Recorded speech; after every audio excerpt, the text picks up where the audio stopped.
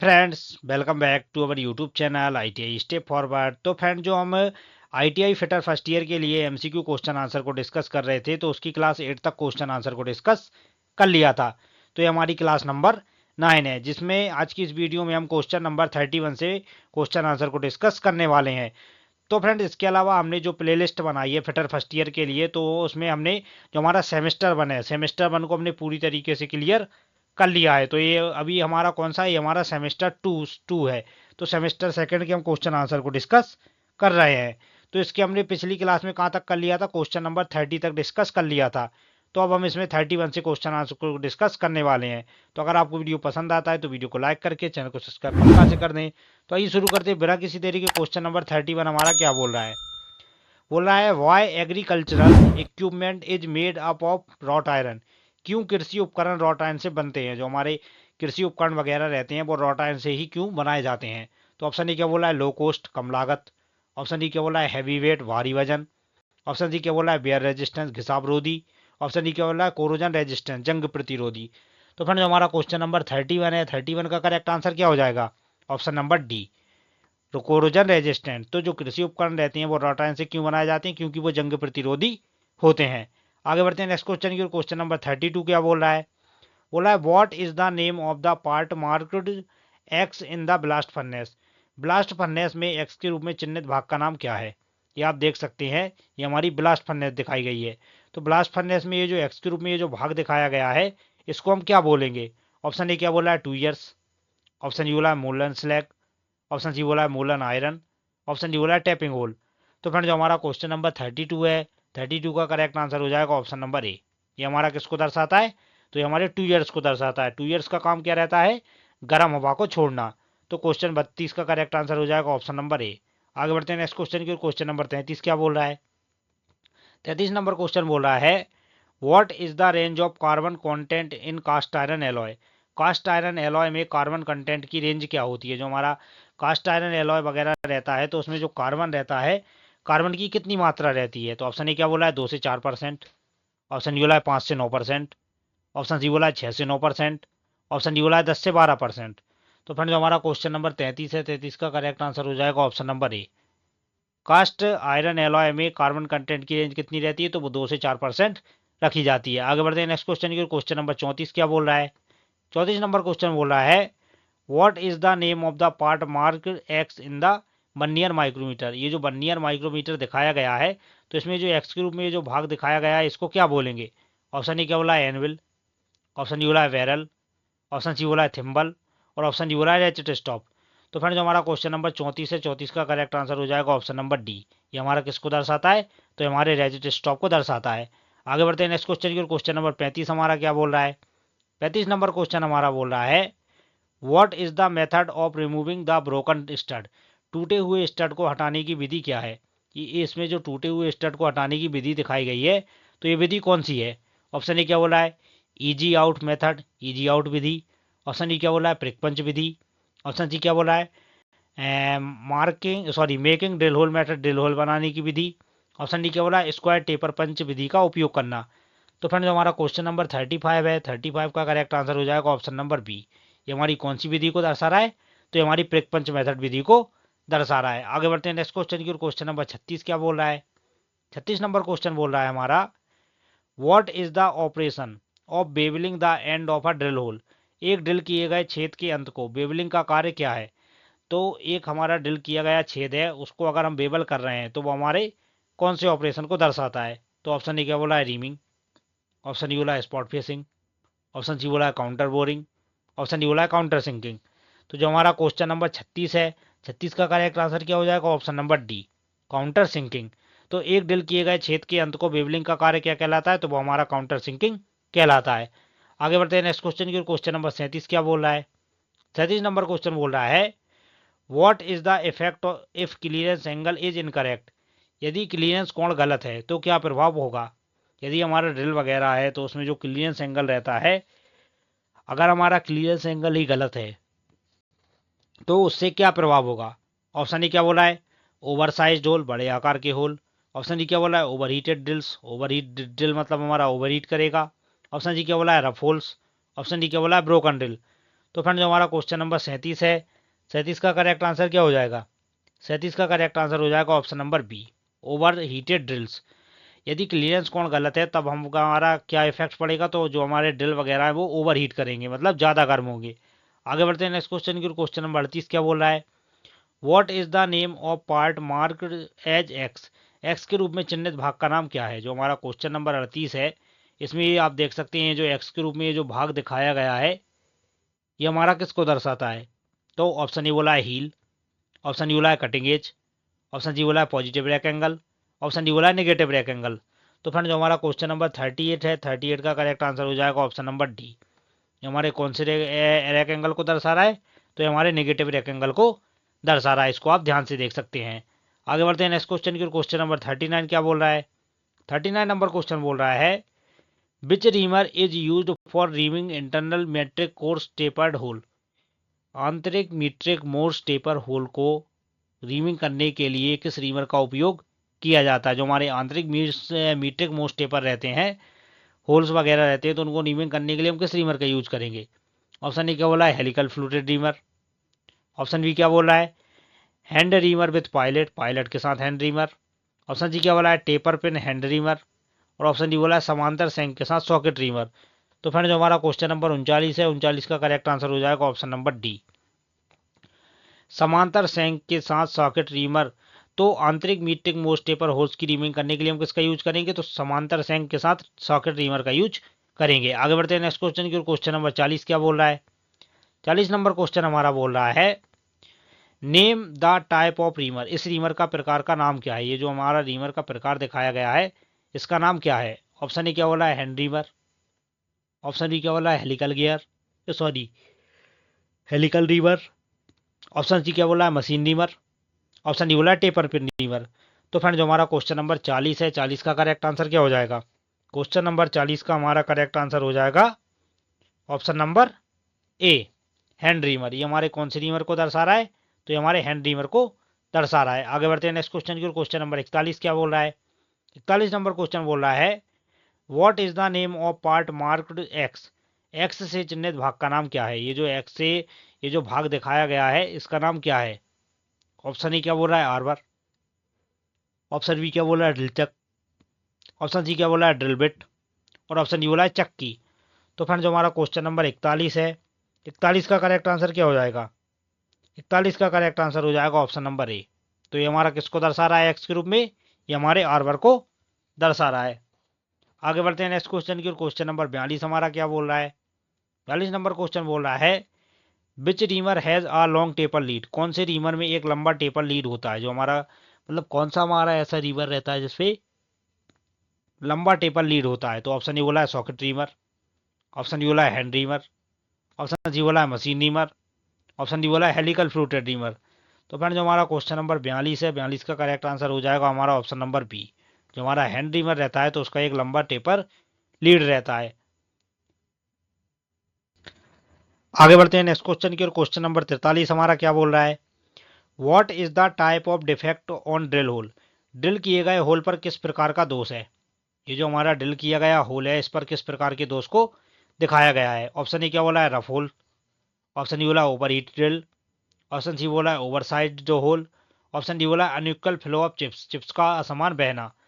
तो फ्रेंड जो हमारा क्वेश्चन नंबर 43 है, 43 का करेक्ट आंसर हो जाएगा option number C, over size hole. Over size hole. तो ये जो हमारा डायग्राम दिखाया गया है हमारे ओवर साइज होल को दर्शाता है। आगे बढ़ते हैं नेक्स्ट क्वेश्चन की। क्वेश्चन नंबर 44 क्या बोल रहा है?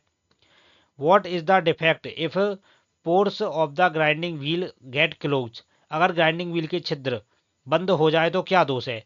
तो जो हमारा ग्राइंडिंग व्हील रहता है उसके जो छिद्र वगैरह रहते हैं अगर बंद हो जाएंगे तो क्या होगा? तो ऑप्शन ए क्या बोला है? ड्रिलिंग। ऑप्शन डी बोला है ग्लेजिंग। ऑप्शन सी बोला है लोडिंग। और ऑप्शन डी बोला है ड्रेसिंग। तो अगर उसके छिद्र बंद हो जाएंगे तो उसको हम क्या बोलेंगे? उसको बोलेंगे हम 44 का करेक्ट आंसर हो जाएगा ऑप्शन नंबर सी, लोडिंग।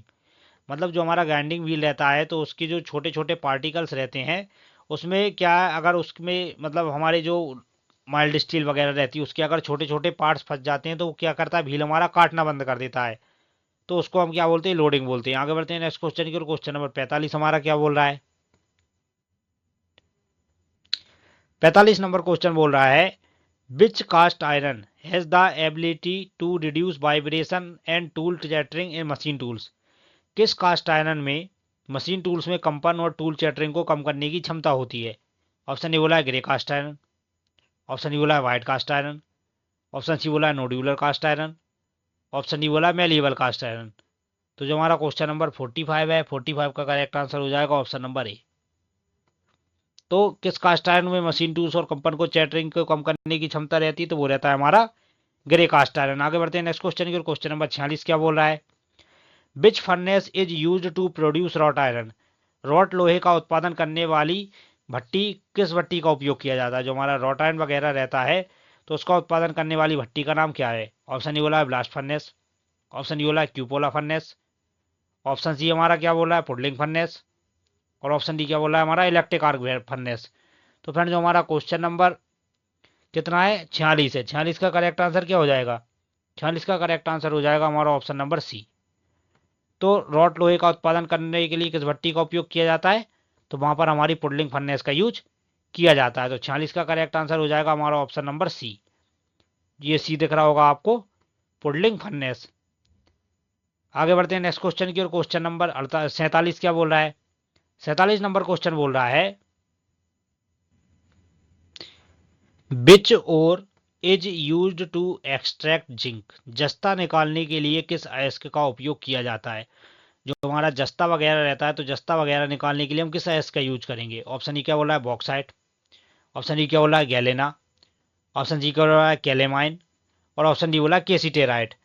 तो फ्रेंड जो हमारा क्वेश्चन नंबर 47 है, 47 का करेक्ट आंसर क्या हो जाएगा, 47 का करेक्ट आंसर हो जाएगा ऑप्शन नंबर सी कैलेमाइन।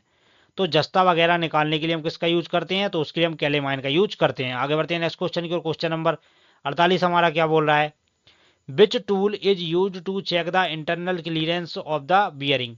किस उपकरण का उपयोग बियरिंग के आंतरिक क्लियरेंस की जांच करने के लिए किया जाता है। मतलब कौन सा हमारा मतलब बियरिंग रहता है जिसका प्रयोग आंतरिक क्लियरेंस की जांच वगैरह करने के लिए करते हैं। तो ऑप्शन ए बोला है स्टील रूल, ऑप्शन डी बोला है फीलर गेज, ऑप्शन सी बोला है डेप्थ गेज, और ऑप्शन डी बोला है बर्नियर कैलिपर। तो फ्रेंड जो हमारा क्वेश्चन नंबर 48 है, 48 का हमारा करेक्ट आंसर क्या हो जाएगा, क्वेश्चन नंबर 48 का हमारा करेक्ट आंसर हो जाएगा option number B feeler gauge. तो किस उपकरण का उपयोग बियरिंग की आंतरिक क्लियरेंस की जांच करने के लिए करते हैं, तो वो रहता है हमारा फीलर गेज। आगे बढ़ते हैं नेक्स्ट क्वेश्चन की। क्वेश्चन नंबर 49 क्या बोल रहा है, 49 नंबर क्वेश्चन बोल रहा है what is the name of part marked as X. X के द्वारा चिन्हित भाग का नाम क्या है। ये जो एक्स के रूप में ये जो भाग दिखाया गया है इस भाग का नाम क्या है। ऑप्शन ए क्या बोला है कॉलर, ऑप्शन बी क्या बोला है स्क्वायर हेड, ऑप्शन सी क्या बोला है फिंगर्स, ऑप्शन डी क्या बोला है बॉडी। तो फ्रेंड जो हमारा क्वेश्चन नंबर 49 है, 49 का करेक्ट आंसर हो जाएगा ऑप्शन नंबर सी। ये हमारा किसको दर्शाता है, तो ये हमारे फिंगर्स को दर्शाता है। ये जो एक्स के रूप में ये जो भाग दिखाया गया है किसको दर्शाता है, फिंगर्स को। आगे बढ़ते हैं नेक्स्ट क्वेश्चन की ओर। क्वेश्चन नंबर 50 क्या बोल रहा है what is the angle of acme thread. Acme thread का कोण क्या है। जो हमारी एक्मी चूड़ी रहती है तो उस एक्मी चूड़ी का एंगल कितना रखा जाता है। तो ऑप्शन ए क्या बोला है 66 डिग्री, ऑप्शन डी बोला है 55 डिग्री, ऑप्शन सी बोला 29 डिग्री, और ऑप्शन डी बोला 45 डिग्री। तो फ्रेंड जो हमारा क्वेश्चन नंबर 50 है, 50 का हमारा करेक्ट आंसर क्या हो जाएगा ऑप्शन नंबर सी।